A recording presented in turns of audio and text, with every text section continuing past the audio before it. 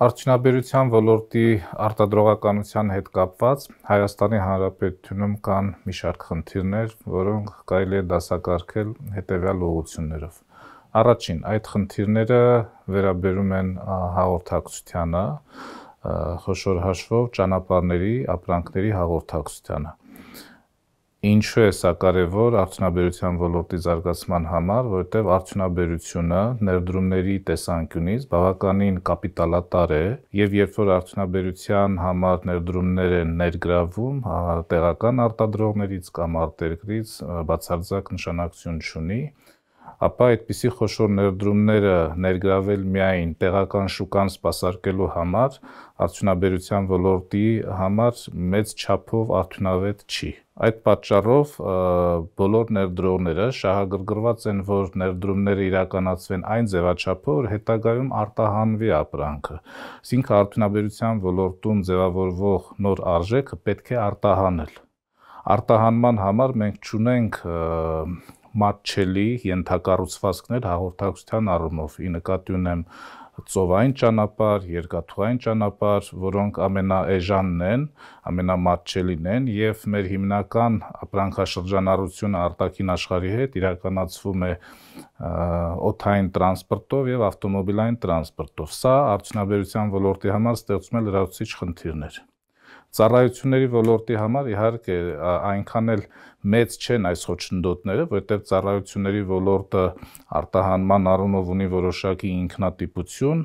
այդ պատճառով արդյունաբերության ոլորտի խնդիրները հաղորդակցության հետ կապված բազմաթիվ են։ Եվ սա այն առաջնահերթ կարևոր խնդիրներից է, որ խոչընդոտում է արդյունաբերության զարգացմանը Հայաստանում, այսինքն ներդրողները շահագրգռված չեն երկարաժամկետ հատվածում ստեղծել արդյունաբերական խոշոր ապրանքներ, արտադրանք, մեծ ծավալի արտադրանք, որովհետև դրանք արտահանելու խնդիր կունենան, ինչպես նաև Հայաստանի Հանրապետության շուկաներում դրանք իրացնելու խնդիր կունենան, հաշվի առնելով այն հանգամանքը, որ շուկաները մեծ տարողունակ չեն։ Երկրորդ խնդիրը կարելի է կապել էներգակիրների հետ։ Ակնհայտ է, որ Հայաստանի էլեկտրաէներգիան լուրջ ազդեցություն ունի արդյունաբերության ոլորտի վրա եւ այդ առումով դրանք էժան չեն, հիմնականում ներմուծվում են։ Ճիշտ է, որոշակի առումով հիմա մենք ունենք գազի հետ կապված օրինակ որոշակի արտոնություններ, բայց երկարաժամկետ հատվածում կարծում եմ ներդրողները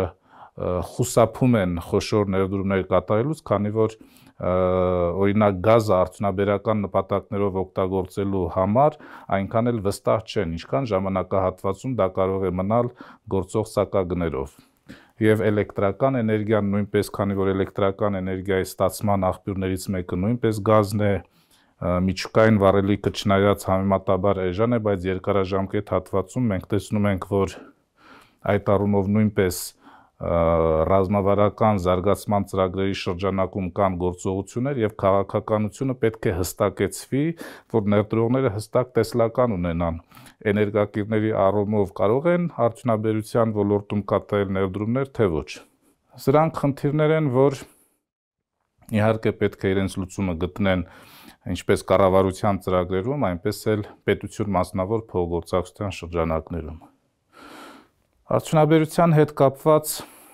Հայաստանի Հանրապետության կառավարությունը մշակել է զարգացման ծրագրեր, խոշոր հաշվով դրանք վերաբերում են հանքարդյունաբերության մշակմանը, ոչ թե որպես հանքանյութ արտահանելուն, այլ հենց տեղում վերամշակելուն եւ արտահանելուն, դրանք վերաբերում են քիմիական եւ դեղագործական արդյունաբերությանը եւ այս առումով կարծում եմ իսկապես շոշափելի անելիքներ կան դեռևս անելու, որովհետեւ այլ հարց է ստեղծել ռազմավարական փաստաթղթային հենք, այլ հարց է ստեղծել մեխանիզմներ այդ հենքը կյանքի կոչելու համար։ Այս տեսանկյունից կան իսկապես խնդիրներ եւ դեռևս կիրառական մեխանիզմները մեծ չափով տեսանելի չեն, իսկ այդ կիրառական մեխանիզմները պետք է վերաբերեն օրինակ դեղագործության ոլորտում ենթադրենք, պետք է վերաբերեն խոշոր կենտրոնների հետ, համաշխարհային առաջատար դիրք ունեցող կենտրոնների հետ փոխգործակցության ստեղծմանը, որովհետև դեղագործական արդյունաբերությունը խոշոր հաշվով սպեցիֆիկ ոլորտ է, ինքնատիպ ոլորտ է եւ պարզապես զարգացնել այդ արդյունաբերությունը առանց ունենալու հստակ սպառման շուկաներ, հստակ գործընկերներ, որոնք կարող են դա իրացնել, դրա նպատակահարմարությունը գործարանները չեն տեսնում։ Վերամշակող արդյունաբերությունը նույնպես կարելի է դիտարկել այս տեսանկյունից եւ պետք է ասել, որ երևի թե արդյունաբերության զարգացման տեսանկյունից Հայաստանի Հանրապետության համար էական դերակատարում ունի վերամշակող արդյունաբերությունը, որովհետև վերամշակման բաղադրիչներ են հիմնականում հանդիսանում գործող տնտեսական համակարգում գյուղատնտեսական արտադրանքը եւ դրան հարակից ենթադրենք պտուղ, բանջարեղեն, կաթնամթերք եւ այլն, որի առումով իսկապես կան անհրաժեշտ մեխանիզմներ, անհրաժեշտ նախադրյալներ եւ արտահանման մեծ ներուժ։ Արտահանման ներուժը իհարկե հարակից երկրների շրջանակում է, հիմնականում ԵԱՏՄ, մեծամասամբ Ռուսաստան, բայց բոլոր դեպքերում դրանք իրացվելի են եւ դրանց պահանջարկը իսկապես կա եւ հայկական արտադրանքը այդ առումով մրցունակ է տարածաշրջանում, համենայն դեպս տարածաշրջանի շուկաներում մրցունակ է։ Արդյունաբերական արտադրանքի արդյունավետության բարձրացումը մեծապես պետք է պայմանավորվել նաև ֆինանսական մեխանիզմներով։ Ֆինանսական մեխանիզմների տեսանկյունից մեր բանկային համակարգը պատրաստ է դրան, կա անհրաժեշտ մեխանիզմներ, որոշակի առումով հնարավոր է տոկոսադրույքների վերանայման կարիք լինեն, սակայն դա թելադրում է շուկան, այսպես ասենք, եւ շուկայական հարաբերությունների պայմաններում կարծես թե տոկոսադրույքը ձեռնտու է տնտեսվարողներին եւ տնտեսվարողները խոշոր հաշվով վարկերի հետ կապված, վարկերի մատչելիության հետ կապված խնդիրների չեն հանդիպում։ Այնուամենայնիվ արտաքին աշխարհի հետ փոխգործակցության ցածր մակարդակը արդյունաբերության ոլորտում հետագա զարգացման մեծ պոտենցիալը խոչընդոտում է։ Չի կարող լինել մեծ պոտենցիալ առանց արտաքին աշխարհի հետ հաղորդակցության, առանց արտաքին աշխարհից ներդրումներ ներգրավելու ակնկալիքի, առանց արտահանման հստակ տեսլականի։ Երբ որ մենք արտահանման տեսանկյունից ենք դիտարկում արդյունաբերական արտադրանքը, ապա դրանք հիմնականում վերաբերում են վերամշակող արդյունաբերությանը եւ հանքարդյունաբերությանը։ Հանքարդյունաբերության տեսանկյունից արդեն ներկայացրեցի, որ դրանք խոշոր հաշվով այդ ոլորտում անհրաժեշտություն կա լրացուցիչ վերամշակման, Հայաստանում նոր արժեք ստեղծման եւ ոչ թե հանքանյութի տեսքով, այլ պատրաստի արտադրանքի տեսքով արտահանելու, քանի որ այդ պարագայում ինչպես համախառն արդյունքը, այնպես էլ լրացուցիչ աշխատուժի ներգրավումը եւ այլը կստեղծի Հայաստանում մեծ ծավալի արդյունք։ Հանքարդյունաբերության ոլորտը իսկապես այս առումով կարող է ունենալ լուրջ պոտենցիալ ոչ թե նոր հանքանյութերի, նոր հանքավայրերի շահագործման տեսանկյունից, այլ առկա ռեսուրսները ռեսուրսների հաշվին նոր ավելացված արդյունք ստեղծելու տեսանկյունից։ Սա իհարկե պահանջում է ռազմավարական մոտեցում այս ոլորտում, պահանջում է լուրջ ներգրավումներ, ներդրումներ, որովհետև ակնհայտ է, որ թեկուզ հանքարդյունաբերության ոլորտում կապիտալի արժեքը եւ աշխատուժի արժեքը Հայաստանում բարձր չեն, նրանց վրա կատարվող ծախսերը մեծ չեն, տեխնոլոգիաները հին են, աշխատուժը ոչ բարձր որակավորման աստիճանի եւ սրանց վրա կատարվող ծախսերը հետագայում իհարկե կբարձրացնեն արդյունաբերական արտադրանքի նաեւ գինը, խոշոր հաշվով հանքարդյունաբերությունը նույնպես պետք է հիմնվի տեխնոլոգիական արդյունաբերության վրա, որովհետև պարզապես որպես հանքարդյունաբերություն, որպես հանքային ռեսուրսների օգտագործում, առանց տեխնոլոգիաների կիրառման, առանց մասնագիտական բարձր որակավորումներ ունեցող աշխատուժի կիրառման, բնականաբար ստացվում է ցածր արժեքով, ոչ մրցունակ, հանքանյութ առավելագույնը որոշակի իհարկե վերամշակումներ անցած, սակայն դրանք հետագայում այլ երկրներում անցնում են վերամշակումների, այլ երկրներում անցնում են տեխնոլոգիական որոշակի գործընթացներով եւ բարձրացնում են իրենց արժեքը։ Ըստ էության, որպեսզի մենք ունենանք հանքարդյունաբերության ոլորտի վերամշակված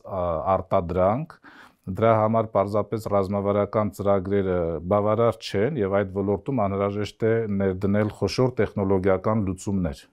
Մենք պետք է ունենանք տեխնոլոգիական այնպիսի հնարավորություններ, որոնք այդ արտադրանքը կդարձնեն ավելի բարձրարժեք եւ բնականաբար նմանատիպ տեխնոլոգիաների կիրառումը պահանջում է բարձր մասնագիտական աշխատուժ։ Եթե դիտարկենք տեխնոլոգիաների եւ գիտակրթական համակարգը, հանքարդյունաբերության ոլորտի տեխնոլոգիական ընկերություններ կամ հանքարդյունաբերության ոլորտի մասնագետներ ձևավորող մասնագետներ մեծ հաշվով պահանջված չեն Հայաստանում, հետեւաբար դա նույնպես իր հերթին խնդիրներ կառաջացնի, դրանք պետք է ներմուծել, այսինքն դրանք պետք է ունենալ թեկուզ այլ երկրներից, սակայն դա նույնպես հանգեցնում է ինքնարժեքի բարձրացման։ Այսինքն, եթե մենք հիմնվենք հանքարդյունաբերության ոլորտի արդյունավետության բարձրացման վրա, թեկուզ եղած ռեսուրսների շրջանակում, մենք պետք է կատարենք բավականին լուրջ ծախսումներ, ինչպես տեխնոլոգիաների, այնպես էլ մասնագիտական վերապատրաստման առումով։ Եվ այս պայմաններում ավելի շահեկան է, համեմատաբար շահեկան է նաև գյուղատնտեսական արտադրանքի վերամշակման գործընթացը, հաշվի առնելով նաև այն հանգամանքը, որ մեր հարակից, մեր հարևան երկու խոշոր պետություններ, Ռուսաստանը եւ Իրանը, գտնվում են միջազգային պատժամիջոցների տակ եւ Հայաստանը այս առումով կարող է հանդիսանալ ոչ թե պարզապես ապրանքներ վերաարտահանող երկիր, այլ ապրանքներ վերամշակող եւ նոր արտահանող, որոշակի ավելացված արժեք ստեղծող տեղում, իսկ Ռուսաստանի եւ Իրանի շուկաների համար ապրանքների պահանջարկը հսկայական մեծ է եւ այդ առումով ունենալով պետական քաղաքականություն, կարծում եմ իսկապես արդյունքները կարող են տպավորիչ լինել։ Եթե հաշվի առնենք, որ այն բնակչությունը եւ այն շուկաները, որոնք կան Ռուսաստանի Դաշնությունում, ինչպես նաեւ Իրանում, եւ այն ապրանքատեսակների ցանկը, որ նրանք սպառում են կամ այդ երկրներում կան դրանք լայն սպառման ապրանքներ են ու հանդիսանում են պատժամիջոցների տակ գտնվող ապրանքներ, օրինակ տեխնոլոգիաները, դրանք Հայաստանի միջոցով որոշակի վերամշակում նույնպես կարող են անցնել։ Հասկանալի է, որ տեխնոլոգիական ապրանքների արտադրանքի վերամշակումը նույնպես բարդ գործընթաց է, համենայն դեպս վերցնելով ընդամենը մի փուլ, Հայաստանում զարգացնելով այդ վերամշակման գործընթացի ընդամենը մեկ փուլ, թեկուզ վերջնական հավաքման կամ ծրագրային ապահովման ինչ-որ փուլ է, դրանք նույնպես մեծ արժեք ստեղծող հնարավորություններ են եւ այդպիսի հնարավորություններից Հայաստանը պետք է օգտվի։ Այս պարագայում բնականաբար լուրջ աշխատանք անելու մասնավոր հատվածի հետ,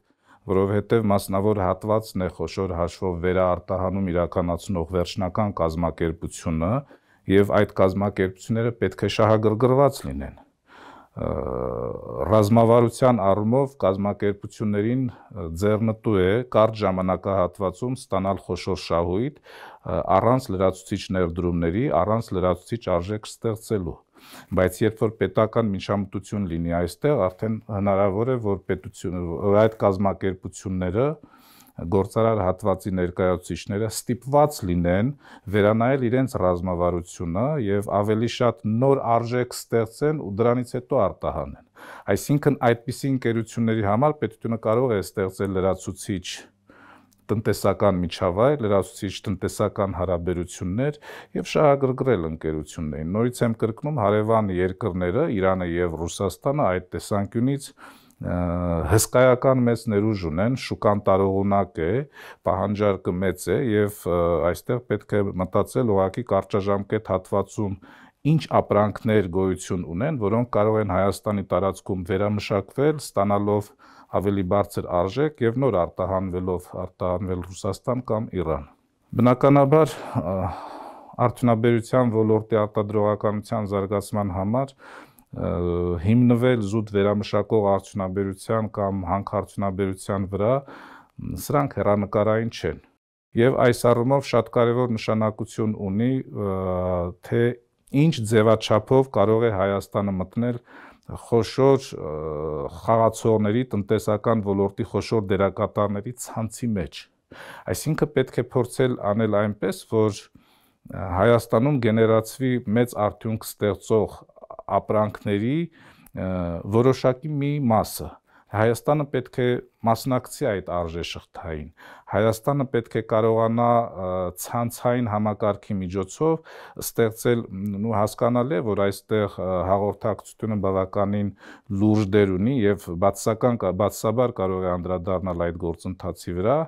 սակայն ստեղծելով որոշակի տնտեսական կլաստերներ, որոնք կարող են հանդիսանալ խոշոր ապրանքների ստեղծման եւ մատակարարման մի օղակ, մի շղթա, դա կապահովի ինչպես նոր արժեք Հայաստանում, այնպես էլ կապահովի որոշակի տնտեսական անվտանգություն, իսկ ակնհայտ է, որ տնտեսական անվտանգությունը ի վերջո հանգեցնում է նաև քաղաքական բաղադրիչի, հանգեցնում է քաղաքական անվտանգության, այսինքն մեր տնտեսությունը պետք է ինտեգրվի այլ խոշոր խաղացողների հետ, խոշոր երկրների հետ, եւ այս պարագայում պետք է մտածել այնպիսի ռազմավարություն, որ ինտեգրվի ոչ թե հաղորդակցության միջոցով, որովհետև մենք այդ առումով խոցելի ենք,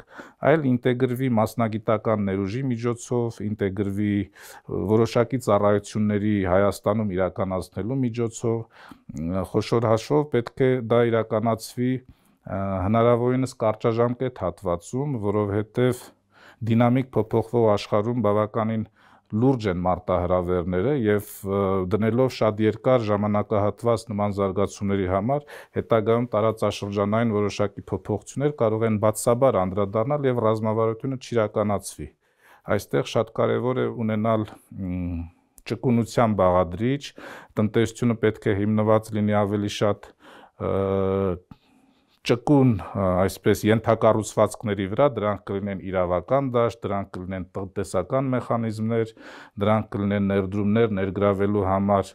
անհրաժեշտ ընթացակարգեր, բոլոր դեպքերում դրանք պետք է կարճաժամկետ հատվածում իրականացվեն։ Հակառակ պարագայում երկարաժամկետ հատվածի համար աշխարհաքաղաքական իրավիճակը կարող է փոփոխվել եւ մենք ունենք այնպիսի իրավիճակ, որ տնտեսության դիմակայունությունը խոշոր հաշվով կախված է ճկուն մեխանիզմներից։